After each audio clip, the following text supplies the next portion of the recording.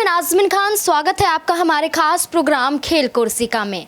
आज प्रोग्राम की शुरुआत हम एक ऐसे इलेक्शन कमिश्नर से करेंगे जिसने देश को हिला दिया, जिससे हर राजनीतिक पार्टी कहीं ना कहीं थर थर कांपती हुई नजर आती थी। अगर यहाँ पर इस इलेक्शन कमिश्नर ने अपना बयान जारी कर दिया तो वो मिट्टी की लकीर हो जाता था, उसे मिटाने वाला कोई भी नहीं सामने आता था। ऐसे में मैं बात कर रही हूँ टीएन शेषन की, वो मुख्य आयुक्त जो सीधे तौर पर चुनौती राजनीतिक पार्टियों को देते हुए नजर आते थे।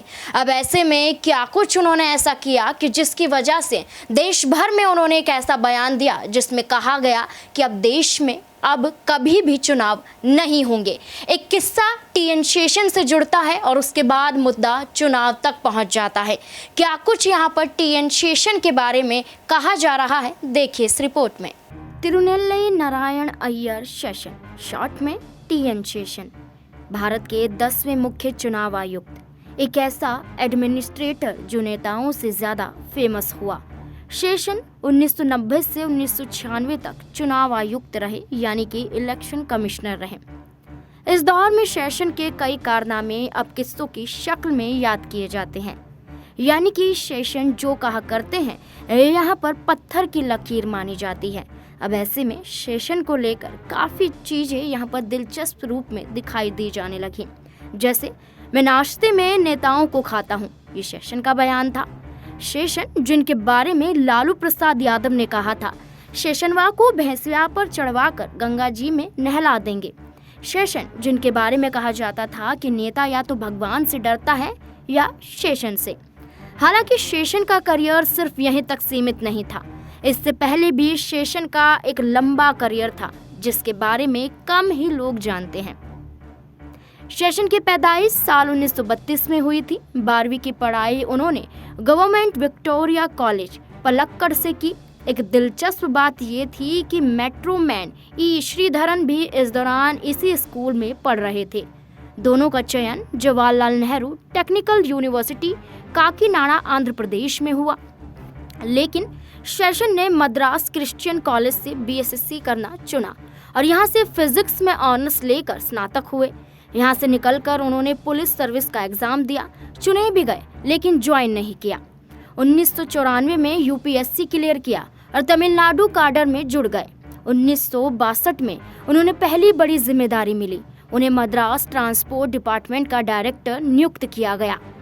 इसी नियुक्ति के जुड़ा एक पहला किस्सा सामने आता है। ट्रांसपोर्ट डिपार्टमेंट में पहली बार शेषन को बड़ी जिम्मेदारी मिली थी और आते ही उन्होंने अपने तेवर दिखाने शुरू कर दिए थे। ट्रैफिक के नियमों को लेकर शेषन काफी स्ट्रिक्ट थे। धुन ऐसी थी कि डिपार्टमेंट का डायरेक्टर खुद सड़कों पर बस ड्राइवर को हड़काते हुए देखा जा सकता था। खुद वर्कशॉप में रहकर सारा काम देखते थे। एक रोज की बात है, एक बस ड्राइवर ने शेषन से कहा, न आप बस के इंजन को समझते हैं, ना ही बस चलाना जानते हैं, आप कैसे हमारी समस्याएं समझ सकते हैं। शेषन ने इसे एक चैलेंज की तरह लेते हुए बस चलाना सीखा, बल्कि घंटों वर्कशॉप में भी गुजारे। वो कहते थे, मैं इंजन खोल सकता हूँ, उसे दोबारा लगा सकता हूँ और बस भी चला सकता हूँ। एक रोज उन्होंने बीच रास्ते एक बस को रोका, ड्राइवर को उतारा और खुद 80 किलोमीटर बस चलाकर यात्रियों को उनकी मंजिल तक पहुँचाया। इतना ही नहीं, यहाँ से शुरू होकर शेषन की गाड़ी पहुंची हार्वर्ड। वहाँ उन्होंने पब्लिक एडमिनिस्ट्रेशन में मास्टर की डिग्री ली। यहीं पर उनकी दोस्ती सुब्रमण्यम स्वामी से हुई। ये दोस्ती आगे जाकर भारत के इतिहास में एक महत्वपूर्ण अध्याय लिखने वाली थी, लेकिन वो अभी दूर की बात है। 1969 में भारत लौटने के बाद शेषन को एटॉमिक एनर्जी कमीशन का सेक्रेटरी नियुक्त किया गया और 1972 में वो डिपार्टमेंट ऑफ स्पेस में जॉइंट सेक्रेटरी बने। इस कार्यकाल से जुड़ा एक किस्सा इंदिरा गांधी के मीडिया एडवाइजर रहे HY शारदा प्रसाद के बेटे RV शारदा प्रसाद बताते हैं। प्रसाद लिखते हैं कि जब भी उनके घर में शेषन का फोन आता था, एक आवाज़ गूंजती थी, हेलो, मैं स्पेस से शेषन बोल रहा हूँ। दरअसल उसी दौर में एक और शेषन NK शेषन इंदिरा गांधी के सचिव हुआ करते थे। कंफ्यूजन ना हो इसलिए शेषन कहते थे। 1985 में राजीव गांधी सरकार में उन्होंने पर्यावरण और वन मंत्रालय में सचिव का पद मिला। उनके कार्यकाल में पर्यावरण और वनों को लेकर कई सख्त कानून लागू किए गए। इस दौरान उन्होंने नर्मदा और टिहरी बांध परियोजना के पर्यावरण पर हानिकारक प्रभाव को लेकर भारी विरोध किया। जंगली जानवरों के शिकार को लेकर भी वो काफी सख्ती बरतते थे। आरवी शारदा प्रसाद कहते हैं कि इस दौरान एक बार शेषन अपने ऑफिस में बैठे थे, तभी उन्हें टीवी पर एक खबर दिखाई दी। वहां लिखा था 2 टाइगर्स किल्ड। फिर क्या था, शेषन ने पूरा ऑफिस सर पर उठा लिया। तमाम अधिकारियों को तलब किया गया। 2 बाघ मारे गए, कैसे और क्यों?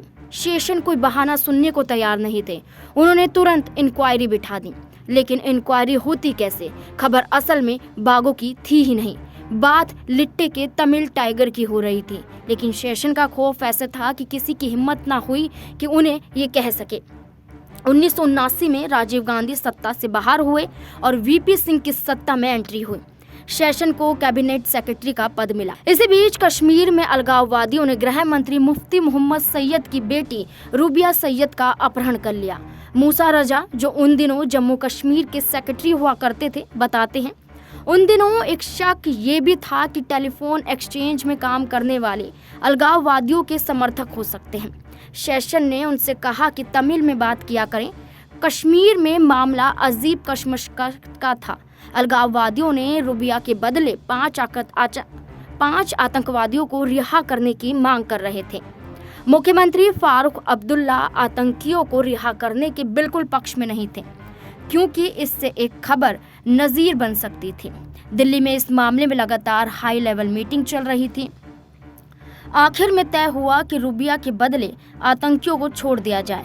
मूसा रजा बताते हैं कि आतंकवादियों को रिहा होते ही उनके पास शेषन का कॉल आया और उन्होंने रजा को बधाई दी। रजा बताते हैं कि 2 साल बाद उनकी शेषन से दिल्ली एयरपोर्ट के वीआईपी लाउंज में मुलाकात हुई। तब तक शेषन मुख्य चुनाव आयुक्त बन चुके थे। रजा ने शेषन से पूछा, मुझे हैरानी है कि 13 दिसंबर की सुबह जब आपने मुझे आतंकवादियों की रिहाई का अल्टीमेटम दिया, आपके रुख में बदलाव का क्या कारण था? यहाँ पर साफ तौर पर नजर आया। शेषन ने जवाब दिया, खेल जैसा तुम समझ रहे हो उससे कहीं बड़ा था, निशाना कहीं और ही लगाना था। 1990 में ही शेषन देश के 10वें मुख्य चुनाव आयुक्त नियुक्त हुए। शेषन की नियुक्ति में चंद्रशेखर सरकार में कानून और वाणिज्य मंत्री रहे। सुब्रमण्यम स्वामी का बड़ा हाथ था। टीएन शेषन की जीवनी शेषन एंड इंटीमेट स्टोरी में इस बात का एक किस्सा दर्ज है, जिसमें रोज सुब्रमण्यम स्वामी शेषन के पास मुख्य चुनाव आयुक्त का प्रस्ताव लाए। शेषन राजीव गांधी से मुलाकात करने गए। राजीव ने अपनी सहमति तो दे दी, लेकिन जाते हुए उन्होंने कहा, वो दाढ़ी वाला शख्स उस दिन को कोसेगा जिस दिन उसने तुम्हें मुख्य चुनाव आयुक्त बनाने का फैसला किया था। चुनाव आयुक्त बनने की ही शेषन के पास वैधानिक शक्तियां आ गई थी। अब उन्हें मंत्रालय या सरकार से डरने की कोई जरूरत नहीं थी। शेषन ने ऐलान किया, मैं नाश्ते में नेताओं को खाता हूँ। 1991 में लोकसभा चुनावों और उसके बाद हुए तमाम विधानसभा चुनावों में शेषन का असर दिखाई दिया। जहां गड़बड़ी की शिकायत होती, वो तुरंत चुनाव रोककर नए सिरे से चुनाव की घोषणा कर देते। फर्जी वोटों पर लगाम लगाने के लिए उन्होंने सरकार के पास प्रस्ताव भेजा कि वोटर आईडी पर मतदाताओं की फोटो लगाई जाए। सरकार ने इनकार कर दिया, ये कहते हुए कि इसमें बहुत खर्चा होगा। शेषन भी मानने वाले नहीं थे। उन्होंने कहा, जब तक फोटो नहीं लगेगी एक भी चुनाव नहीं होगा। इसके बाद 1993 में फोटो वाली वोटर आईडी की शुरुआत हुई। यहीं से एक किस्सा यहाँ पर टीएन शेषन से जुड़ जाता है, जो यहाँ पर दिखाई देता है कि आज भी टीएन शेषन को इलेक्शन कमिश्नर के रूप में इस तरीके से याद किया जाता है कि एक ऑर्डर के बाद यहाँ पर सभी को उनका ऑर्डर मानना होता था। जैसे कि आपने रिपोर्ट में देखा, आज के वक्त की बात करें तो ऐसे इलेक्शन कमिश्नर हैं जो यहाँ पर कहीं ना कहीं किसी ना किसी पार्टी के नीचे दबकर काम करते हुए नजर आते हैं। सीधे साफ शब्दों में ना कहा जाए, अगर घुमा फिरा के कहें तो यहाँ पर इलेक्शन कमिश्नर का काम होता है निष्पक्ष रूप से चुनाव कराना, निष्पक्ष रूप से वोटिंग हो और यहाँ पर कोई भी धांधली ना देखी जाए और ना ही कोई गड़बड़ी या ईवीएम में फर्जीवाड़ा नजर आए। लेकिन आज के चुनाव में आप सभी जानते हैं कि किसी भी राज्य में चुनाव हो, यहाँ पर ईवीएम में गड़बड़ी या धांधलेबाजी जरूर नजर आती है। लेकिन टीएन शेषन के वक्त पर ये सारी चीजें कभी नजर नहीं आई और उनके इस बयान के बाद ऐसी खलबली मची कि उन्हें चुनौती देने वाला कोई उतर भी नहीं सका। आज के विषय में बस इतना ही। ऐसे ही और अन्य विषयों के साथ आपके साथ यूं ही मुलाकात करते रहेंगे। मुझे दीजिए इजाजत। धन्यवाद।